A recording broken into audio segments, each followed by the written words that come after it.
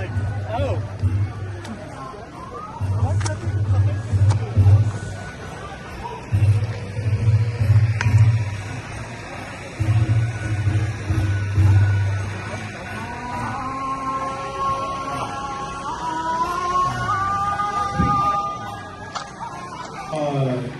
Done with as a cast in the late 1800s.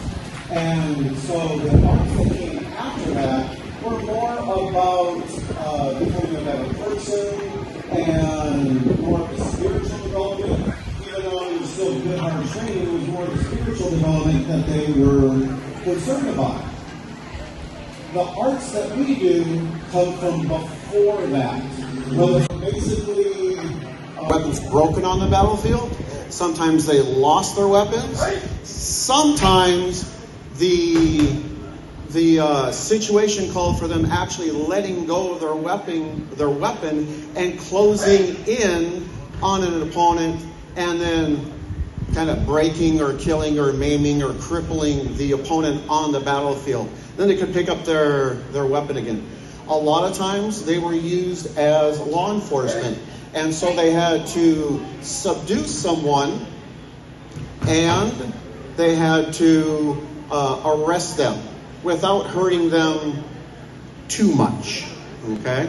So there were different levels to the Yawara system that we do, and it can get very simple, very quick and easy. Others can be a little more complicated and even a little bit more dangerous.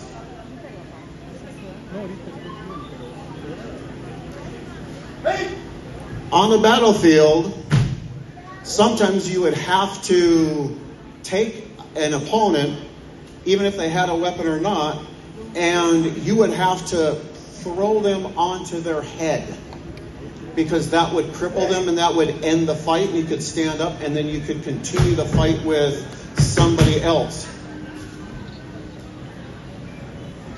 In training, we throw each other on our backs because that is the safe way to do it. If there's ever a sporting or a competitive way of doing it, we always throw each other on their back. So like the modern art of judo came from the old jujutsu and Yawara techniques, and everything is about throwing the person onto their back because we don't want them to get hurt.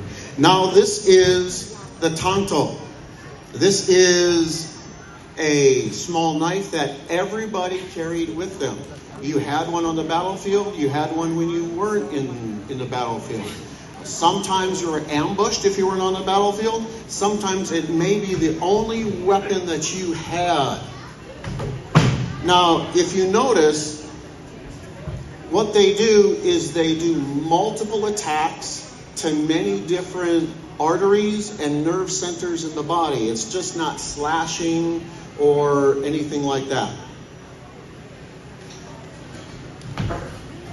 It was meant to be lethal, and a lot of times, if you were to be taken down with a tanto, someone had a tanto and they took you down with it, they stuck it in you and used it as a handle to take you down. Kind of dropped. They no longer exist. The ones that do are usually perpetuated by a very small amount of people around the world.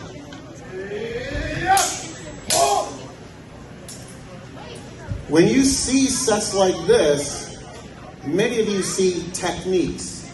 When you start to train in them, you feel pressure from the other person, and you respond to that pressure. You work on distancing and on balancing. So a lot of times people think, oh, it's like the movies. We're going to take a sword and we're going to clang, clang, clang, clang, and do all that. But it was usually very, much more simpler and a lot deadlier. The blades that they're using are made for contact. Normally, we train with wooden weapons. Today, we have these available. We thought we'd give you a little treat.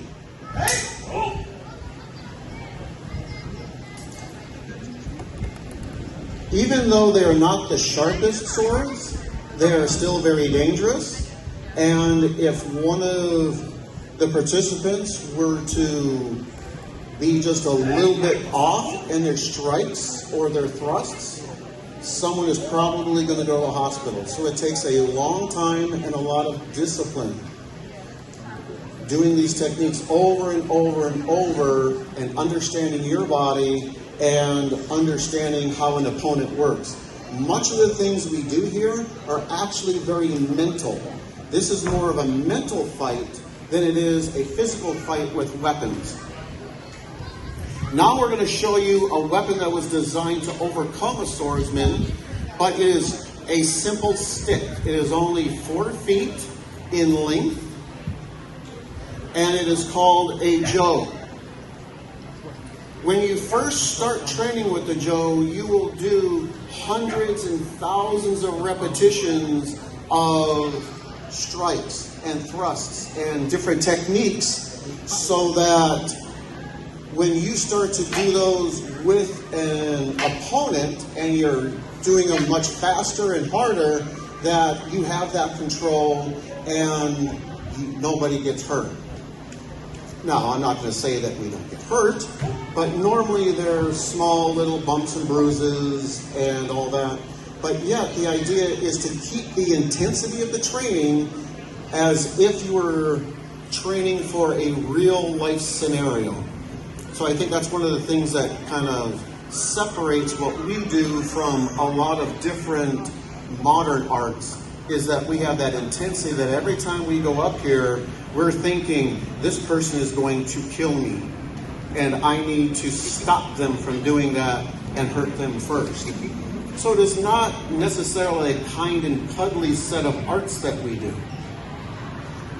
Now, one of the things that we have done is we have started to take these arts and kind of modernize how they are used. A lot of times, no one under the age of 21 would be training in arts like this. But now we have kind of adapted it so that people with disabilities can try it, and also so that younger kids, teenagers and even younger, can start to do some of the very simple and easier techniques.